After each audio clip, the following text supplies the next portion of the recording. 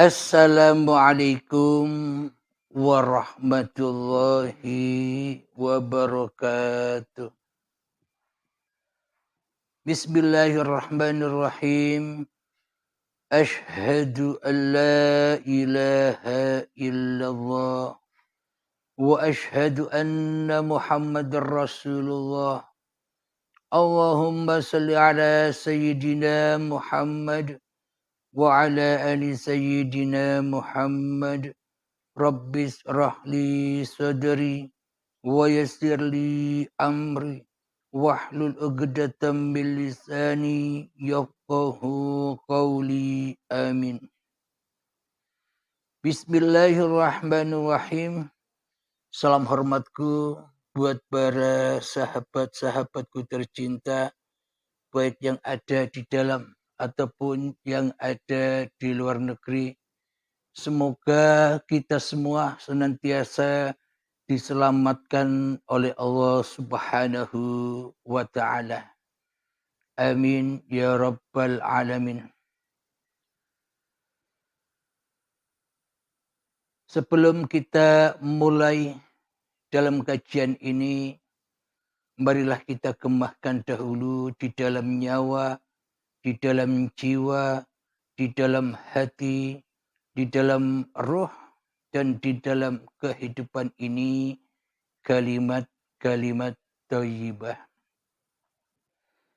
Subhanallah walhamdulillah wa la ilaha illallah wallahu akbar wa la hawla wa la quwwata illa billahil aliyyil azim. Alhamdulillahirabbil alamin.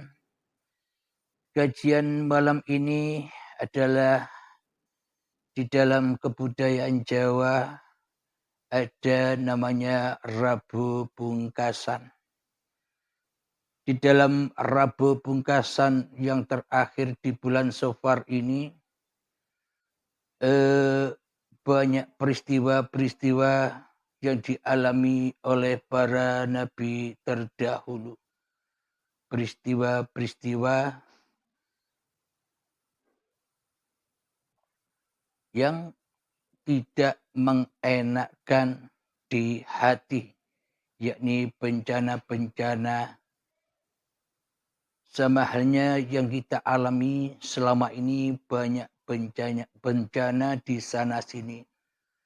Semoga kita diselamatkan oleh Allah dari bencana-bencana ini. Terkhususnya diselamatkannya hati kita tetap kepada Allah Subhanahu wa ta'ala.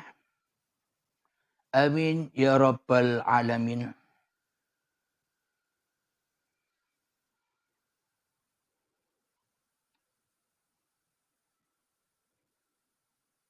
Alhamdulillahirabbil alamin.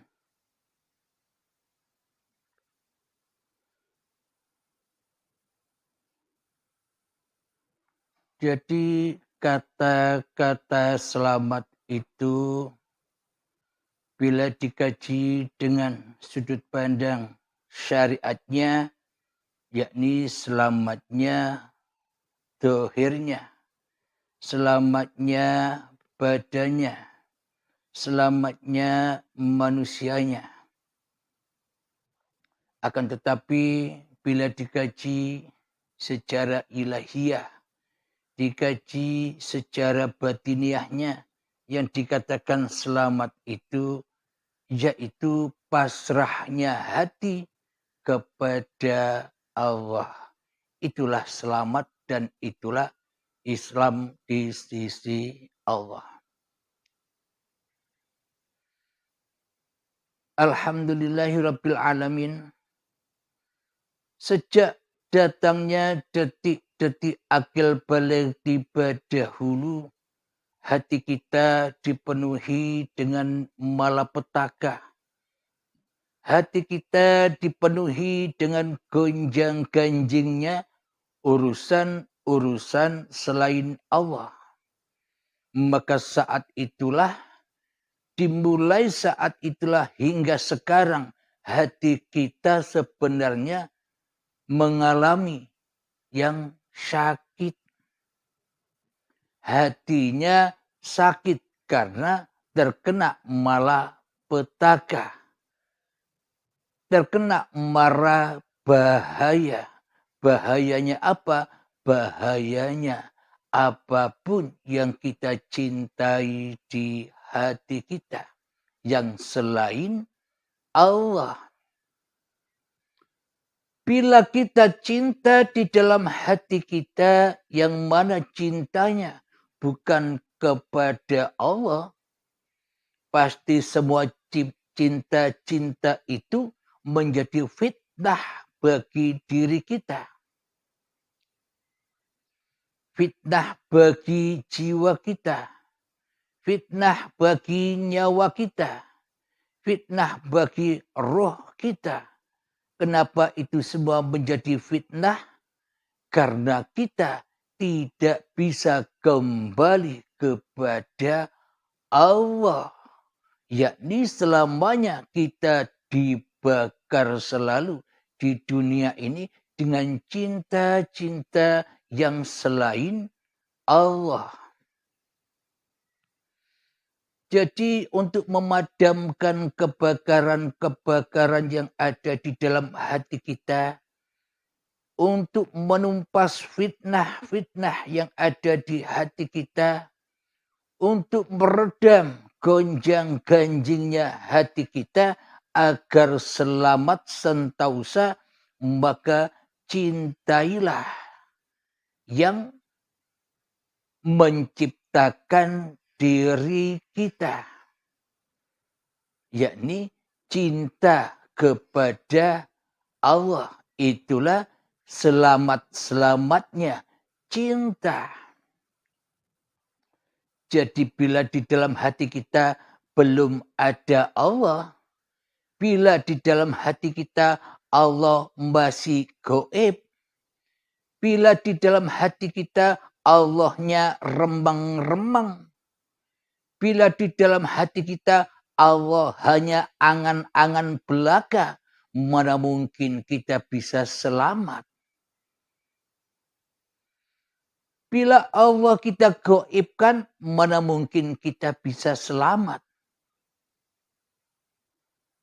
Pintu keselamatan belum kita buka. Selama ini kita hanya jatuh dan jatuh ke dalam azabnya hawa nafsu kita sendiri. Kita masuk dan masuk di dalam pintu fitnahnya hawa nafsu kita sendiri. Sehingga hati kita dipenuhi dengan prahara-prahara, kejadian-kejadian, masalah-masalah yang silih berganti. Sebenarnya malapetaka itu sudah ada di dalam hati kita. Inti dari intinya sebuah penyakitnya badan sudah ada di dalam setiap hati manusia. Hati yang bagaimana? Hati yang cintanya bukan kepada Allah. Itulah cikal bakalnya bibit-bibit penyakit di dalam hati, bahkan bibit penyakit di dalam raga-raga ini. Jadi untuk menyembuhkan segala penyakit-penyakit yang ada di badan ini, penyakit apapun itu, maka kita harus tembus fokus kepada puncaknya, yakni hati dulu yang harus disembuhkan. Bila hatinya sudah sembuh, maka sembuhlah badannya. Namun bila hatinya masih sakit, masih terkena prahara-prahara cinta-cinta yang selain Allah, maka selamanya badan-badan ini pun juga akan banyak terkena berbagai macam penyakit-penyakit. Bermula dari sakitnya hatimu akan cintamu kepada sejenismu, kepada dunia. Hati kita selama ini tak pernah cinta kepada siapa yang menciptakan dunia. Jangankan kita cinta kepada siapa yang menciptakan dunia. Kepada yang menciptakan diri kita saja selama ini kita tak pernah cinta. Kenapa kita tak pernah cinta kepada siapa yang menciptakan diri kita? Karena seolah-olah kita ini jadi Tuhannya diri kita sendiri. Bagaimana mungkin kita bisa cinta kepada Tuhan yang menciptakan diri kita. Sementara di dalam hati kita Allahnya tidak wujud. Allahnya malah ditiadakan. Allahnya malah diadamkan. Allahnya malah digaibkan di hati kita. Dan seolah-olah Allah kalah dengan kewujudan ciptaannya. Selama ini di hati kita. Inilah bibit-bibit segala macam penyakit-penyakitnya manusia diawali dengan penyakit hatinya. Bila segumpal daging ini kotor, yakni hati, bila hatinya kotor, maka kotorlah badannya jua. Dan semua apa yang dilakukan dan semua yang diaktivitaskan, apapun itu, baik ritual ibadah, sholat, dan sebagainya, bila hatinya kotor, bila hatinya sakit, semuanya ya kotor semua. Jadi semuanya berpangkal, berpuncak kepada hati. Namun bila gumpalan daging ini suci, bersih, maka sucilah pula, bersihlah pula amal-amal, aktivitas yang dilakukan oleh badaniah kita, oleh manusianya. Kenapa? Karena yang maha sucilah yang menggerakkan. Bahwa yang maha sucilah yang memperjalankan badan-badan ini. Tidak jalan sendiri seperti yang kita sangka selama ini. Tak mungkinlah ada wayang yang bergerak sendiri. Tak mungkinlah ada baju pakaian yang bisa jalan sendiri tanpa pemilik bajunya. Jadi baju-baju itu bisa berpenampilan apa saja, menjadi siapa saja. Karena baju-baju itu dipakai oleh pemiliknya. Jadi peran apa saja bukan hak milik bajunya, tapi hak milik siapa yang memakai baju itu. Jadi halnya sama dengan diri kita. Jadi yang berkuasa atas diri manusianya siapa di dalam hatinya? Bila di dalam hatinya yang berkuasa masih manusianya yang menduduki singgasananya hawa nafsu ini, maka kotorlah semuanya. Tidak selamat semua amal-amalnya. Terbakar semua amal-amalnya.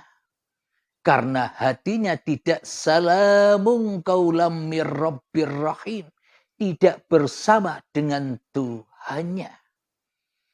Jadi di sini kata-kata bersama itu bukan seperti bersamanya dua orang. Duduk bersama, makan bersama, sholat bersama, zikiran bersama. Bukan itu yang dimaksud bersama Allah itu.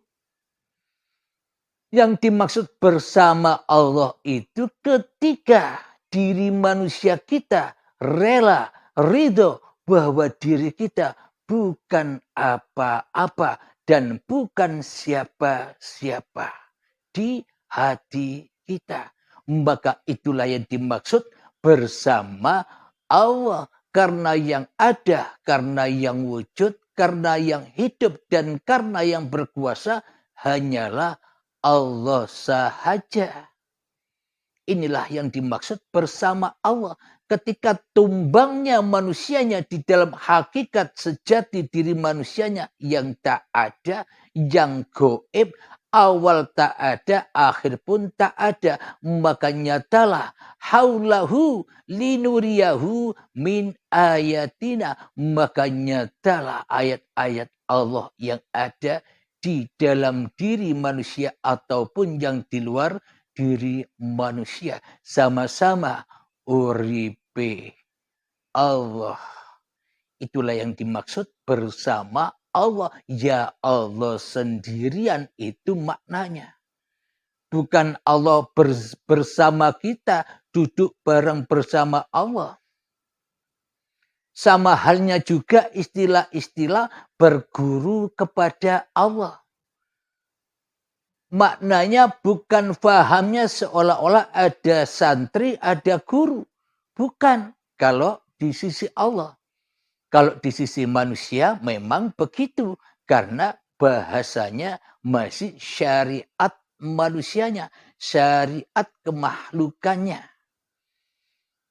Akan tetapi bila dikaji secara hakikatnya, maka yang dimaksud berguru kepada Allah itu hati selalu kunnya Allah yang ada, fayakunnya Allah yang ada ketimbang kun dan fayakunnya hawa nafsu kita selama ini. Jadi selama ini yang berkuasa atas kun dan fayakun di dalam hati kita ini masih dituhani oleh iblis dan setan, yakni hawa nafsu kita sendiri yang merasa menjadi penguasa atas hidup dan badan ini. Jadi maknanya kun itu contoh. Di dalam hati kita tergerak hati ingin sholat. Contoh. Jadi kun itulah keinginan yang ada di dalam hati kita untuk melaksanakan sholat 5 waktu. Jadi kun inilah yang dimaksud suara yang tak nampak suaranya. Suara yang tak berhuruf. Suara yang tak berasa. Tak bisa didengar. Tapi ada di dalam hati kita. Meskipun kita tak mendengar, tapi kita tahu keberadaannya. Ada kerentak-kerentak di dalam hati, ucapan-ucapan hati yang tak ada suara dan tak ada hurufnya. Di dalam hati, kun terjadi, kun aku ingin sholat. Maka bergeraklah badan menuju sholat. Yang mandi dulu, berpakaian, berwudu. Setelah itu sudah selesai semua, bersiaplah untuk sholat. Ketika Allahu Akbar, itulah fayakunnya, kejadiannya atas kun yang awal datangnya tadi. Jadi kun fayakun yang kita rasakan selama ini bukan kun fayakunnya Allah, akan tetapi kun fayakunnya iblis. Yakni hawa nafsu kita sendiri yang merasa bisa apa-apa dengan itu semua. Inilah yang dinamakan malapetaka itu. Inilah yang dikatakan gonjang-ganjingnya arasnya jiwa manusia. Gonjang-ganjingnya hidupnya manusia di alam semesta ini. Karena hatinya belum selamat menuju Tuhannya. Alhamdulillahirabbil alamin. Jadi sebenarnya kunci dari segala kunci ibadah, syaratnya bila itu dikatakan ibadah, bila itu dikatakan menyembah, bila itu dikatakan mengabdi. Syaratnya, kuncinya, ya kita harus bermakrifat kepada Allah dulu. Ya kita wajib mengenal siapa Allah itu. Kita wajib mengenal siapa yang mewujudkan kita. Kita wajib mengenal siapa yang mengadakan kita. Kita wajib mengenal siapa yang menghidupkan kita. Kita wajib mengenal siapa yang menguasakan diri kita hingga kita tercipta, terlahir ke dunia ini. Itulah kunci dari puncak-puncaknya kunci sebuah amal ibadah. Puncak-puncaknya kuncinya sholat. Coba kita perhatikan dan kita pikir secara logikanya.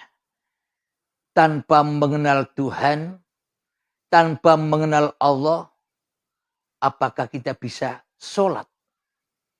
Apakah kita bisa menyembah? Apakah kita bisa mengabdi? Memang bisa menyembah dan mengabdi atau sholat sekalipun.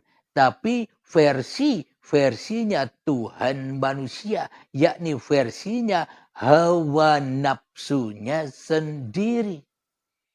Bukan versinya Allah. Tinggal kita memilih, kita bertuhan dan beragamakan ala hawa nafsu, ala manusia, atau ala versinya Allah yang sesuai di dalam Al-Quran. Jadi versinya Allah untuk bisa mengabdi, menyembah, beribadah, sholat kepada Allah tanpa mengenal Allah, mana mungkin kita bisa menyampaikan apa-apa yang kita kerjakan kepada Allah.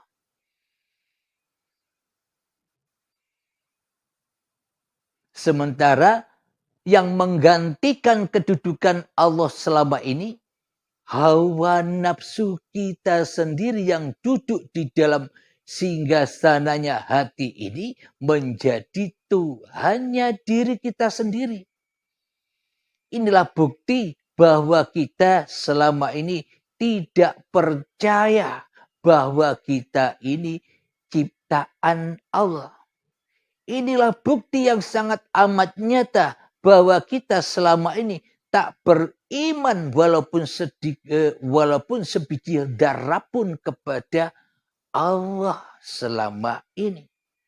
Apa buktinya? Kita tak kenal Allah, tak pernah jumpa Allah. Mana mungkin kita bisa mempersembahkan semua amal kita kepada orang yang tak kita kenali keberadaannya. Hanya angan-angan saja selama ini. Maka bencanalah, maka azablah yang pedih, maka dimakannya sendiri ibadah-ibadahnya.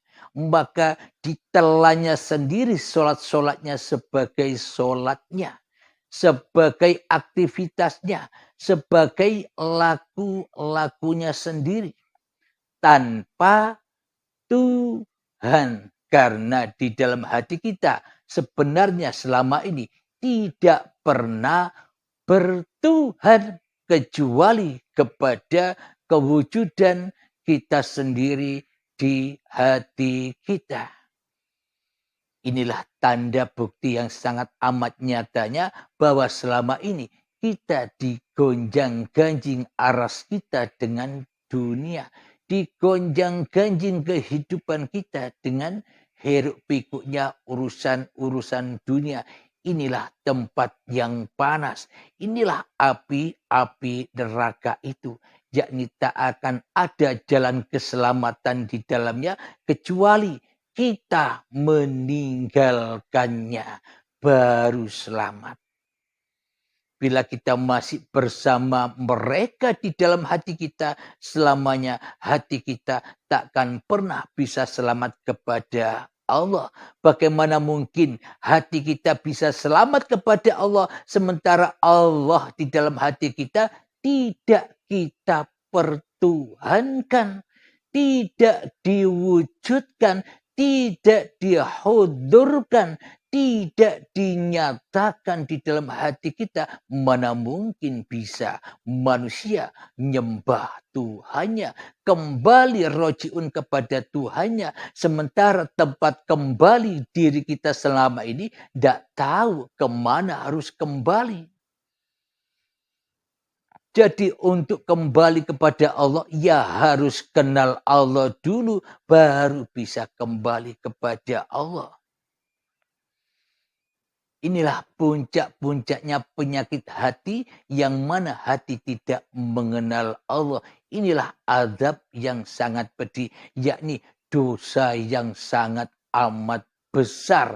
Bila Allah kita tiadakan kewujudannya. Dosa yang amat agung, yang terbesar, yang takkan pernah bisa diampuni ketika Allah gaib atas diri kita. Jadi pendosa sholat, jadi pendosa ibadah, jadi pendosa sholawatan, jadi pendosa zikiran. Kira-kira bermanfaatkah sholat, ibadah, sholawatan, zikirnya, sedangkan ia mensekutukan Allah di dalam hatinya? Sedangkan kita yang jadi Tuhan di dalam hati kita, kira-kira sampaikah kepada Allah? Sementara yang kita jadikan Tuhan di dalam hati kita selama ini hanyalah diri kita sendiri.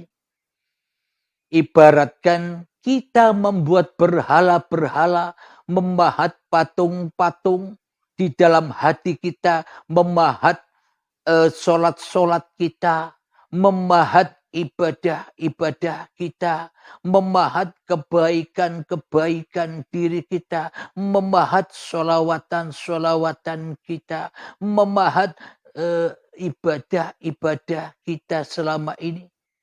Maka setelah dibuatnya berhala-berhala itu disembah-sembah sendiri.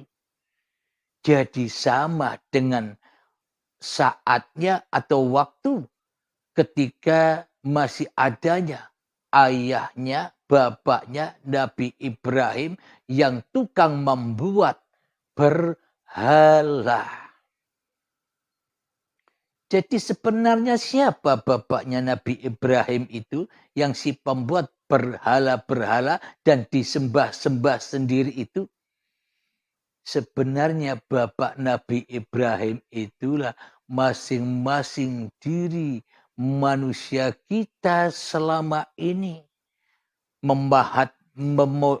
Membuat sholat-sholat sendiri, diaku-akui sendiri ini sholatku. Membuat ibadah-ibadah sendiri, diaku-akui ini ibadahku. Memahat sholawatan sendiri, diaku-akui. Semua pekerjaan itu adalah di dalam kendali dan kuasa hawa nafsuku. Selama ini kan demikian, wahai sahabat.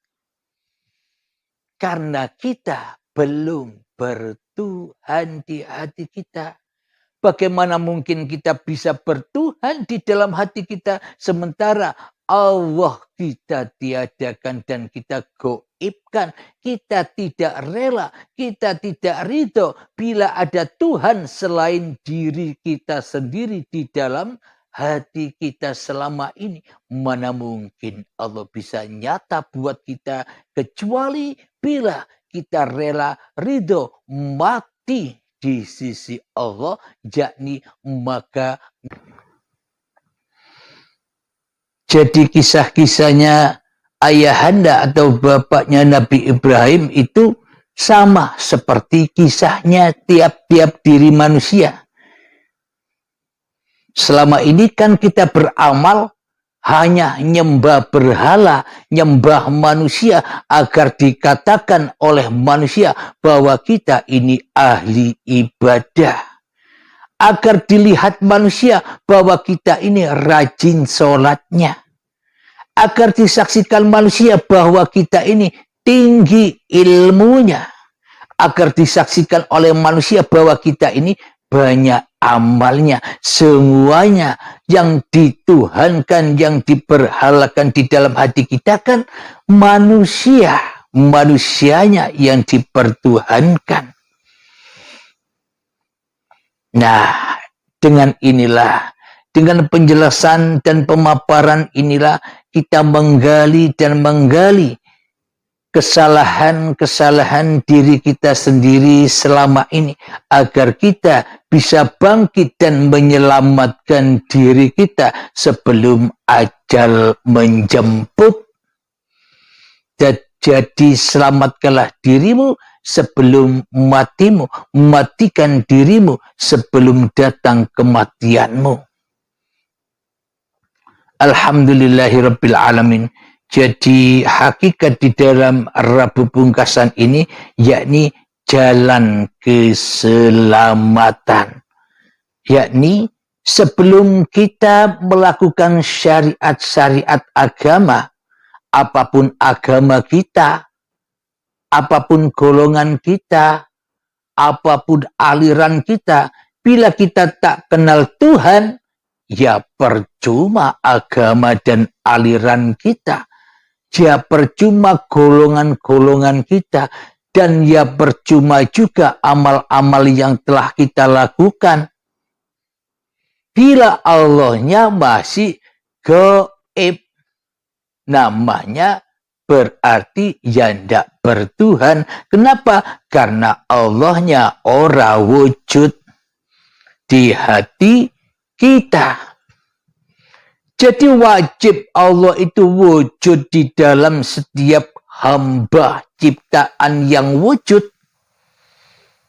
Wajib wujud Allah itu di dalam segenap ciptaan-ciptaannya. Wajib adanya, wujud adanya. Apa buktinya? Bila tak ada uripe Allah, apakah ada wujud diri manusiamu? Bila tak ada Allah, apakah engkau kenal dengan diri manusiamu? Bila tak ada uripe Allah, apakah kita bisa mengenali orang lain? Kepada diri kita saja kita tidak kenal, apalagi kepada orang lain, apalagi terhadap segala sesuatu yang tercipta ini. Bila tak ada uripe Allah. Inilah pintu jalan keselamatan, kunci bagi seluruh manusia di dalam memeluk agama, di dalam melaksanakan syariat-syariat agamanya. Kuncinya yaitu tahu kepada siapakah yang akan menerima amal-amal kita. Jadi ibaratkan kita bekerja, kita tahu ikut bos siapa namanya. Karena bos itu yang menggaji kita. Bila kita tidak tahu bosnya, ujuk-ujuk dumadaan, tiba-tiba kita kerja-kerja sendiri di suatu tempat tanpa tahu siapa yang akan menggaji kita. Ya selamanya kita sholat, kita ibadah, kita berbuat baik, ya kosong belum. Zong, tak ada yang menggaji, tak ada yang memberi pahala, karena kita selama ini tidak mengenal siapa yang berkuasa atas af'al ini. Siapa yang berkuasa atas semua pekerjaan-pekerjaan ini. Jadi ya sia-sia, ya disiksa pula. Apa siksanya selain sia-sia? Pegelnya hati, marahnya hati, karena sudah lama bekerja, tidak dapat gaji, tidak dapat pahala. Kenapa? Karena belum pernah bertemu dengan yang menggajinya. Karena selama ini kita belum pernah bertemu dengan yang memiliki pahala dan surga. Hingga kita tetap digodok, digonjang-ganjingkan dengan api-apinya dunia di dalam hati kita selama ini. Jadi marilah kita selamatkan diri kita bersama-sama dengan berkumpul di dalam pengajian dan pemaparan uripe Allah ini. Sama Anda, saya sama-sama belajarnya. Sama-sama belajarnya, sama-sama berjalannya di jalan Allah. Jadi untuk itu marilah kita latih mengheningkan cipta 3 menit saja seperti biasanya untuk melatih dan melatih memasrahkan hidup dan badan ini kepada yang berhak untuk mengembalikan amanah-amanah yang kita emban selama ini, amanah yang sangat agung, amanah yang sangat berat untuk digendong, amanah yang sangat berat untuk diemban. Apa? Amanah kehidupan, amanah badan ini, dan amanah aktivitas apapun yang dikerjakan badan ini harus semuanya disucikan dengan yang maha suci.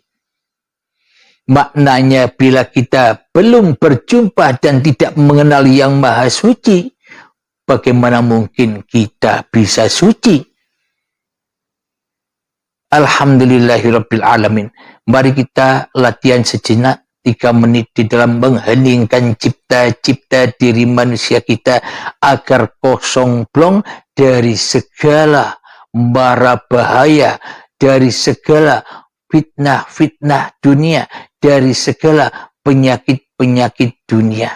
Agar kita disehatkan hati kita, agar kita dikuatkan hati kita, agar kita diberikan kerelaan, keridhaan kepada Allah dengan hidayatullah. Mari kita berlatih. Bismillahirrahmanirrahim. Mengheningkan cipta, mulai.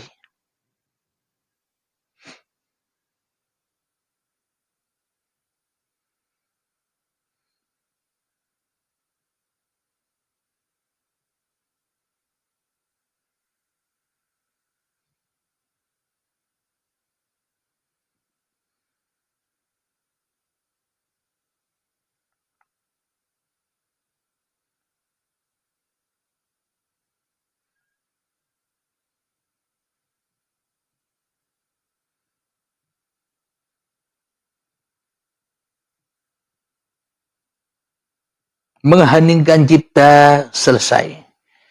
Alhamdulillahirabbil alamin. Jadi apa keadaan hati waktu mengheningkan cipta tadi? Keadaan hati adalah memasrahkan kembali hidup dan badan ini kepada pemiliknya. Memasrahkan kembali amanah-amanah yang kita emban selama ini. Yakni bila kita pasrahkan, bila sudah kita pasrahkan kepada yang berhak, maka masih adakah hidup manusia kita? Maka masih adakah badan-badan manusia kita? Tentunya hidup dan badan manusia kita sudah kita persembahkan kembali. Sudah kita hancurkan hak milik kita atas hidup dan badan ini. Itulah isi rasa di dalam saat mengheningkan cipta itu. Yakni yang ada hanyalah al-haq ketika ditandai dirimu sudah tidak ada lagi di hatimu. Dirimu sudah selamat dari huru haranya dunia. Diri kita yang sudah selamat dari hiruk pikuknya dunia. Akhirnya hati kita menjadi tenang, damai, sentosa, penuh dengan kebahagiaan di sisi uripe Allah. Alhamdulillahirabbil alamin. Semoga Pemaparan yang singkat ini bisa kita pahami bersama, termasuk diri saya sendiri. Semoga bisa dipahami, semoga bisa diamalkan, pasrahkan, relakan dengan penuh kepasrahan dan dengan penuh keridhaan bahwa sebenarnya hidup dan badan ini hanyalah amanat miliknya Allah, miliknya al-insanu sirri wa ana sirruhu. Bila sudah kita kembalikan semua amanah-amanah ini, berarti kita masih wujud apa tidak wujud. Hawa nafsu kita sudah tidak wujud apa masih wujud. Bila diri kita masih wujud di dalam hati kita, berarti selama ini kita belum memeluk suatu agama dan belum bertuhan walaupun sebiji darah. Bila Allahnya masih gaib, bila Allahnya masih tak ada, itulah berarti kita selama ini belum beragama dan belum bertuhan. Apapun agama yang Anda peluk, apapun Tuhan, nama-nama Tuhan yang Anda sebut, kita belum mentuhankannya. Bila di dalam hati kita yang wujud hanyalah diri kita sendiri, berarti Tuhan satu-satunya Tuhan di dalam hati kita selama ini adalah diri kita sendiri. Maka di dalam latih yang 3 menit tadi itu untuk menghancur leburkan, untuk meluluh lantakkan kekuasaan iblis, setan, hawa nafsu dan jin yang selama ini memperbudak diri manusia kita. Maka pasrahkan kembali dengan kerelaan, dengan keridhaan bahwa hidup ini adalah al-haq. Dialah Tuhan yang menciptakan seluruh manusia dan dialah Tuhan yang menciptakan seluruh gelarnya alam ini. Nama-nama alam ini semuanya diliputi oleh uripe Allah. Alhamdulillahirabbil alamin. Sebelum kita akhiri kajian di malam yang indah ini, marilah kita kembangkan sholawat dhalimin daf'ul bala agar kita terhindar dari kezaliman hati kita kepada Allah. Amin ya rabbal alamin. Allahumma salli ala sayyidina Muhammad wa ashghili zalimin bizalimin. Allahumma salli ala sayyidina Muhammad wa ashghili zalimin bizalimin wa ahrijna min bainihim salimin wa ala alihi wa sahbihi ajma'in. Bismillahirrahmanirrahim. Allahumma ya qadiyal hajat, Allahumma ya mujibad da'wat, Allahumma ya rafi'ad darajat, Allahumma ya muhillal muskilat, Allahumma ya syafiyal amrad, Allahumma ya kafiyal muhimmad, Allahumma ya dafi'al bariyat. Allahumma akhtim lana bil iman, Allahumma akhtim lana bil islam, bijahi sayyidil mursalin. Rabbana atina fid dunya hasanah wa fil akhirati hasanah wa qina adzabannar. Wa sallallahu ala sayyidina Muhammad wa ala alihi wa sahbihi wa sallam walhamdulillahi rabbil alamin. Akhirul kalam, assalamualaikum warahmatullahi wabarakatuh.